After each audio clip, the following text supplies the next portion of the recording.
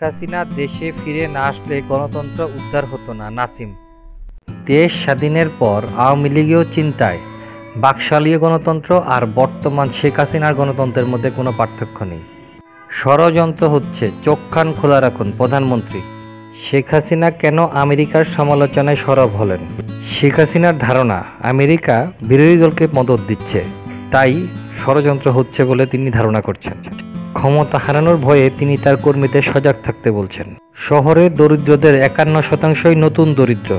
দ্রুত বাড়ছে শহরের দারিদ্র্যের হার, নতুন উদ্বেগ।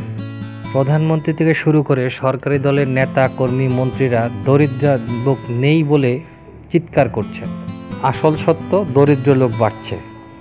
নির্বাচন কমিশনাররা হলেন বিকলাঙ্গ, জিএম কাদের।